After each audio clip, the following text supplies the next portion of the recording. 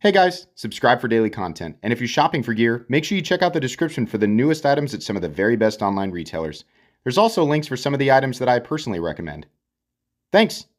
What's going on YouTube? Metal Complex here, and today I've got another interesting knife review slash knife overview to share with you guys. This is the new bolster lock version, or the Gen 2 version of the Olamic Cutlery Whippersnapper. I've reviewed this knife before, the older version, which would be more like this, an exposed frame lock.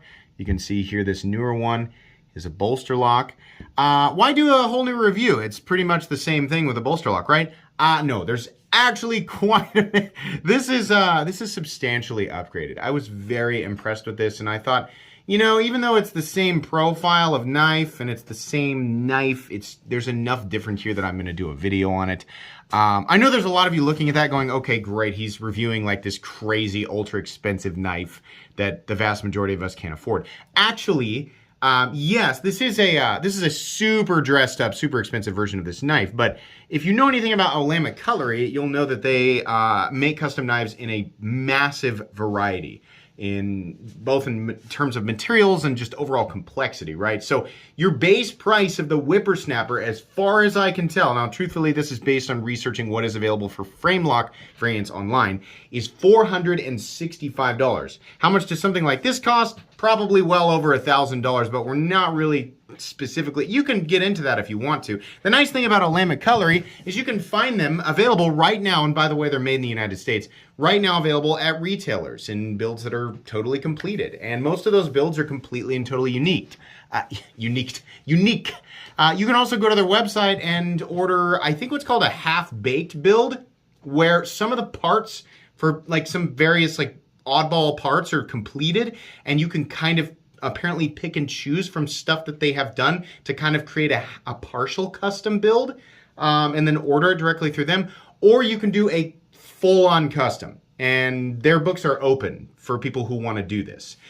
Their prices are reasonable. I actually talked with Eugene a while back, just a couple of months ago, about doing a full custom, and I was honestly pretty shocked for what he wanted in terms of a USA truly custom knife. And when I say that, I mean these are legitimately custom. There is a little bit, I think a little tiny bit at least of CNC in these things, but largely these things are hand done, which is really, really impressive. I want to thank Sierra_bound on Insta. I'm going to put his name up right here because I've lost all his cards. He is the gentleman who loaned me these knives. These are his. These will return to him when I am done. Thanks to my patrons who are supporting me. Link for Patreon down below, and please make sure to follow me on Instagram at metal_complex. We're gonna move this guy out of the way and just do some general specs here. Like I said, I have reviewed this knife, but not in my current format. It was a few years ago, so we'll go ahead and do the whole thing. Overall length is coming in at about 6.75 inches. The blade length is coming in under 3 inches, which is great for folks who live in areas with stupid laws. 2.75 inches on the blade. The actual cutting edge is about 2 1/4. Let's go ahead and do some size comparisons up against the Ontario Rat. No, you know what? This was in my hand. We'll do it first. The Benchmade Reptilian, or in this case, the Ritter Hogue, and the Benchmade Bug Out. How about up against the Demco AD 20.5? So there you go. How about now we go ahead and do the Ontario Rat Model 1 and the Ontario Rat Model 2. There we go. Definitely a little closer to the Ontario Rat Model 2. A lot of people might look at this and think that just really seems like a tiny knife. Because of the ergonomic profile, it really ends up feeling more like a full-size capable knife than you might guess. We'll talk more about that here in a little bit. Last but not least, let's put it up against the Spyderco PM2 and the Spyderco Para 3. This knife, I think it's mainly the blade to handle ratio and where the ergonomic profile is. It reminds me largely of the Spyderco Para 3, and you can see there, choil area, and then behind the choil area, it's not exactly the same, and it's not the same amount of room, but they are similar, which is why it kind of gives me that vibe. How's the action? That's one of the main things. Let's take a look at the old one here. Olamic Cutlery has never had an issue with fit and finish, with execution. They've always been beautiful knives. They've always done heat treatment correctly. They've always looked great. They've always done a great job. The one thing that hasn't been the most impressive thing in the entire world is the action. Until I handled this one. Yeah, that's real nice.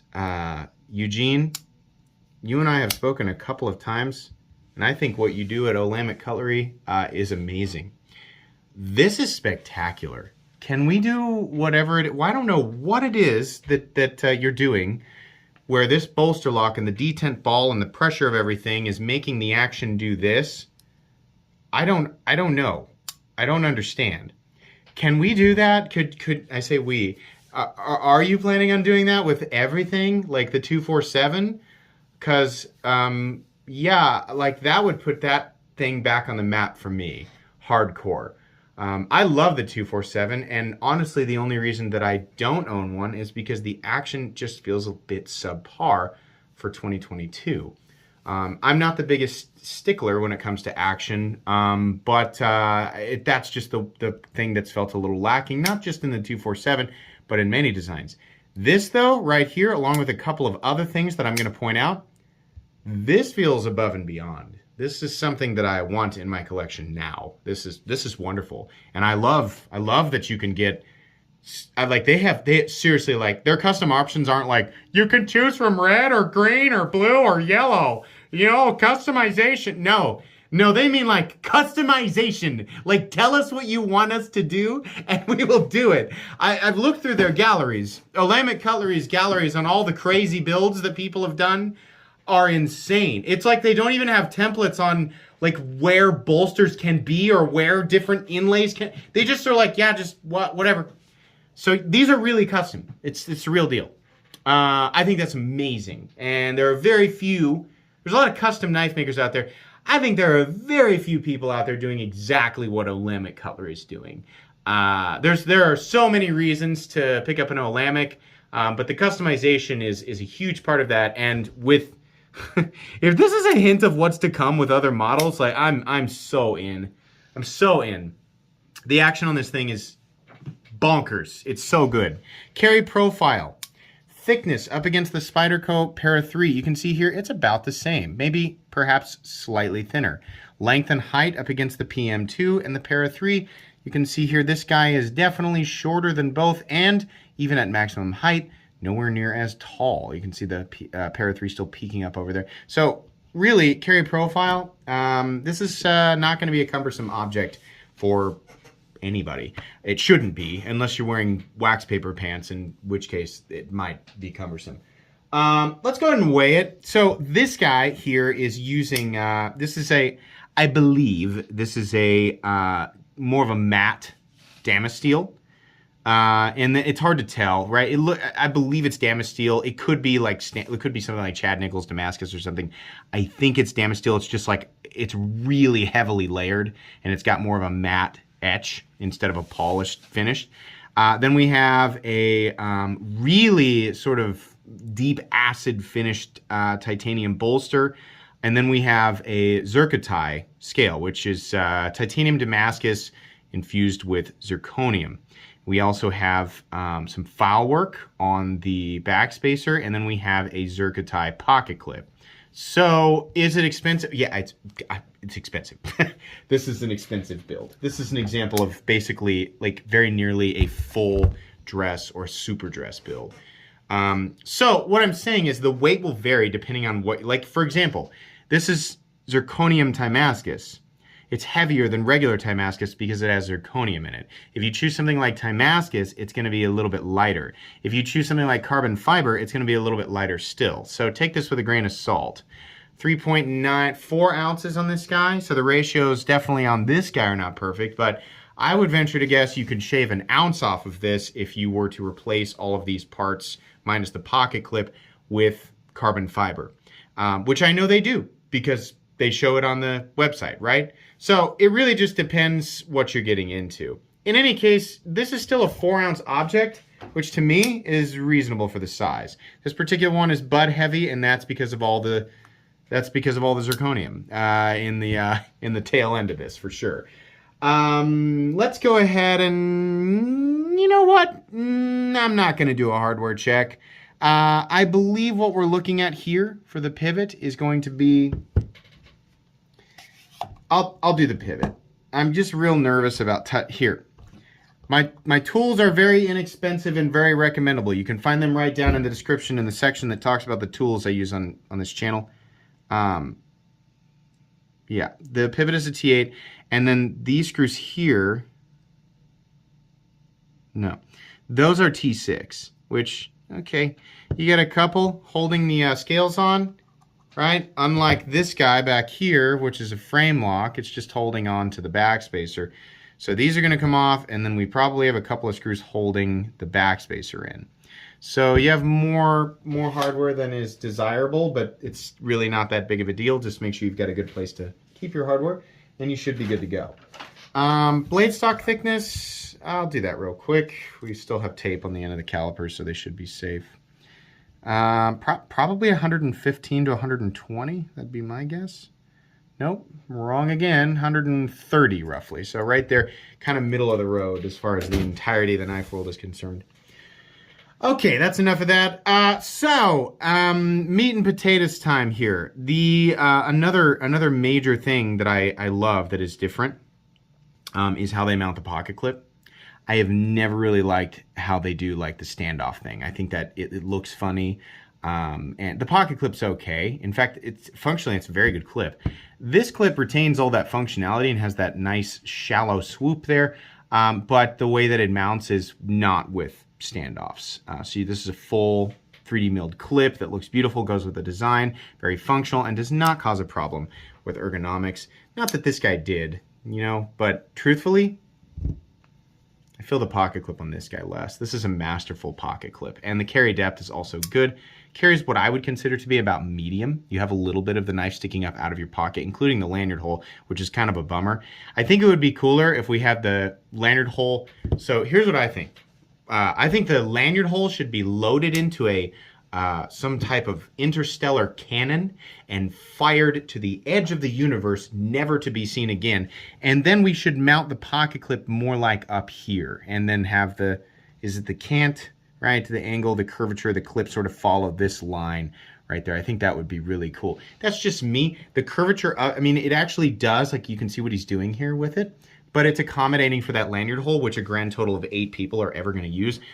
So that, or I think it would be a good idea to, I mean, if you don't like the idea of firing it out of a cannon to the far reaches of space, which is optimally, that's what I think we should do with all lanyard holes.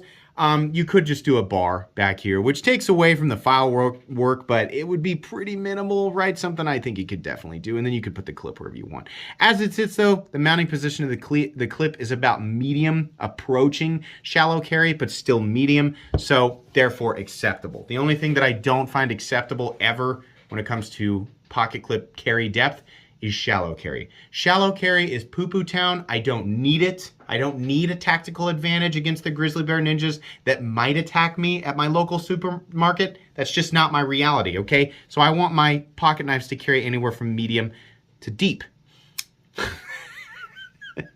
I've actually had no caffeine today. I've had none. I'm trying to cut back on caffeine. So you're just getting regular me. Anyways, yeah, the scales are also slightly contoured, ever so slightly, and it's wonderful. It's very wonderful. You can see like how it starts to get, exponentially more rounded as it approaches the edge there, and it's beautiful to look at, and it is beautiful to hold. This is oh boy, this is a masterpiece of comfort and manipulation, because the size of that choil there is big enough to where, I mean, for like, I think they've always done a good job of this. Like on this guy, it's the same way. Like the cutout is good. There's plenty of room to get in and approach that lock bar from the side and move it out of the way, right? But then as you turn, it catches you in the choil, which is really nice. Really nice. You can also use that little hole to do the reverse flick. By the way, these guys come in a few different blade shape configurations. Scott has chosen exactly what I would chosen, which is kind of the sheep's cliff. I don't know. They have a worn cliff, they have a sheep's cliff, and then they have another one that looks like a tennis racket with a point on the end or something like that. They're all cool, right? The worn cliff, some people really want. This is the exact blade shape that I would do. I think it just the blade shape is like exactly what I love for day-to-day use, with the tip pointed down so you can do the draw cuts, dig into packages a little better. There's still belly in the blade, and it comes down to a pretty darn thin edge. This is just a really cool blade. They also knock the holes out in there, I'm sorry, knock the hole out so that, you know, when you are using your finger to do the reverse flick or you're doing the forward flick, which, by the way, because of the shape of this hole, it's actually nice and snappy, right? It's not like an awkward, like, you know, like when it's like a fuller or like a weird shaped hole and you can't find a good spot to build up some energy to break away from the detent, and it just ends up going blah, you know, sometimes that's the case with those opening holes. No, reverse flick, great. The front flipper, great. And those of you who want to complain about front flippers, you don't have anything to complain about because it's not the only means of deployment. In fact, I would argue that it's not the primary means of deployment. There's clearly a hole there. They want you to use the hole. Use the hole, right? Don't complain about the front flipper. It's not in the way of anything. Anyways, the blade looks good. Honestly, I kind of like that the blade, this particular one, has more of a non-reflective finish to it. This Damasteel. Usually I'm used to the reflective Damasteel, and I would have appreciated that, but I think transitioning from blade to bolster to the Zerkatai, which definitely has a polish on it, I think it looks really nice. There are a crap load of layers in this. I mean, holy moly, look at the layers. That's a lot. Pretty sweet, right? It says Olamic Cutlery, and I think that's all it says, which is great. I like that. The detent is tuned properly.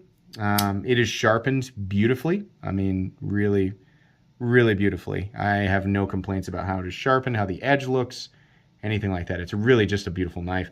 And choking up on this thing, again, I have to emphasize, this is masterful. This is like maximum comfort on a small to medium small knife.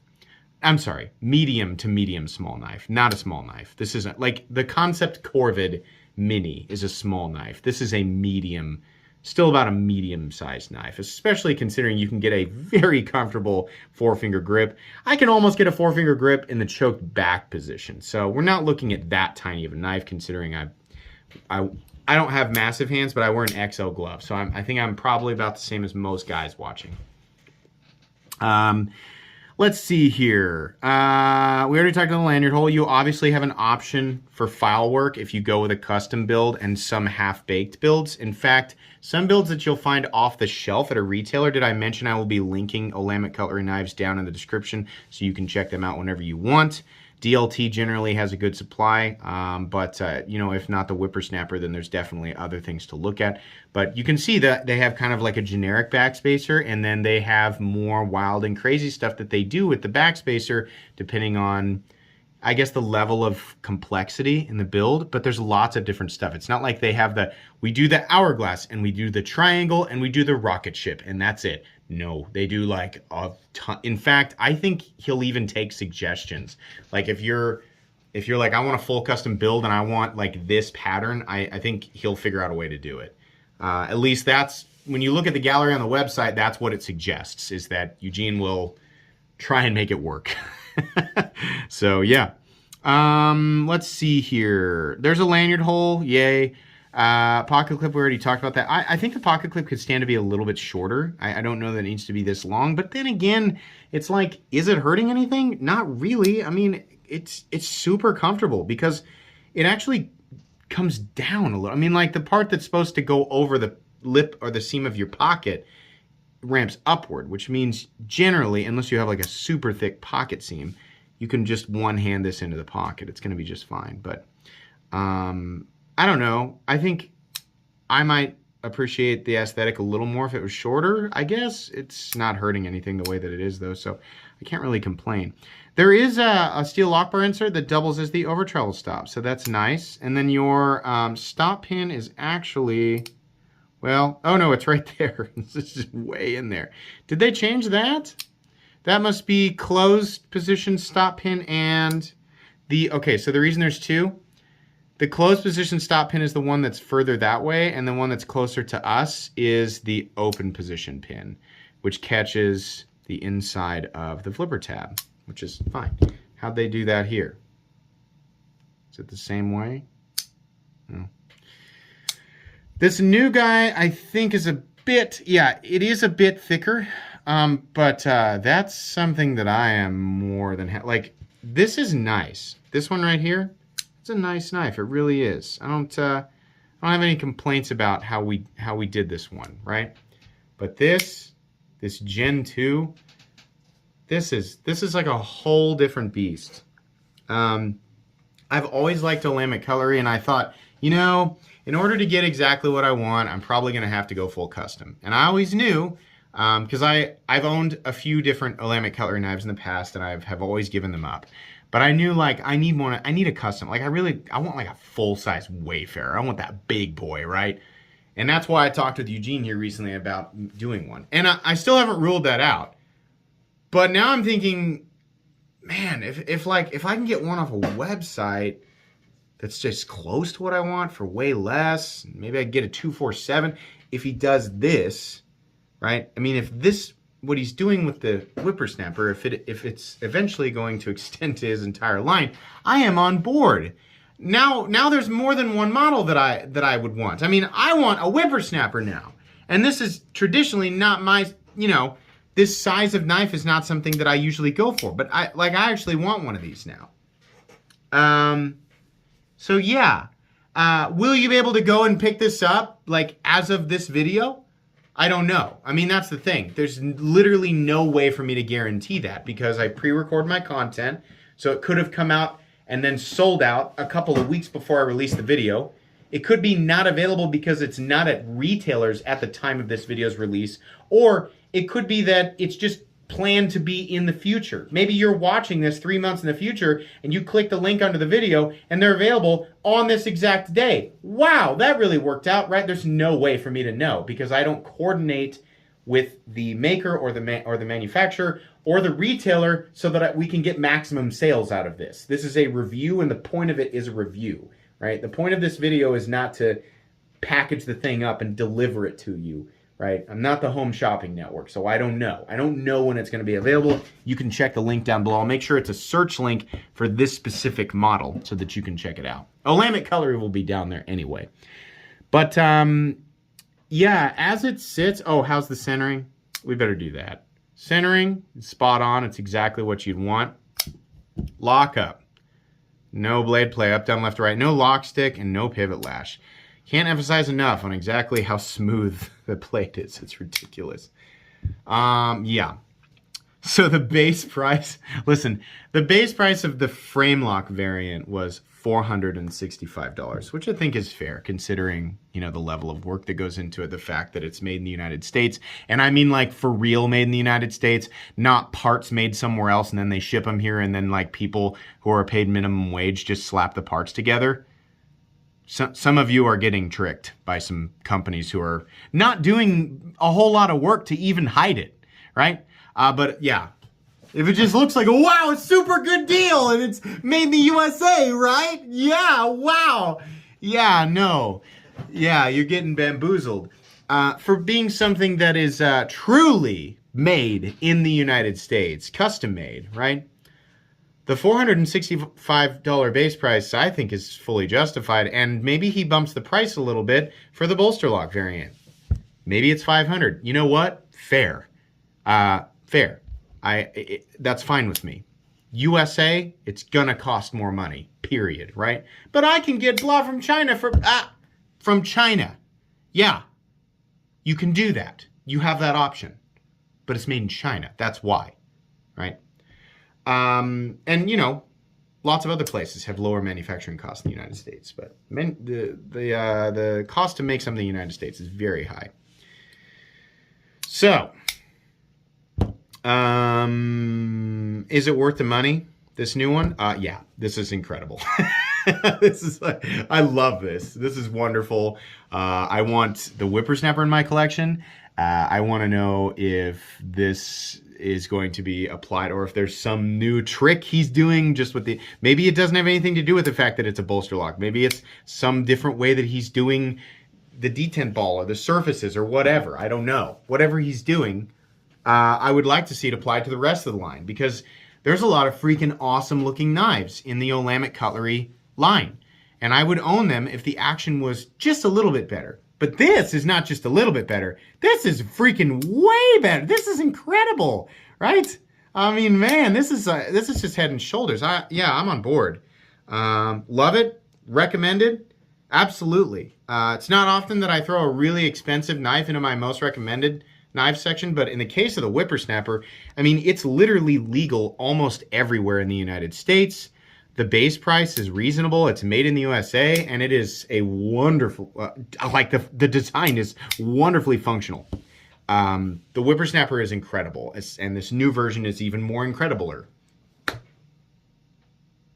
Yeah, we'll go with that. Thanks so much to Scott for sending this in.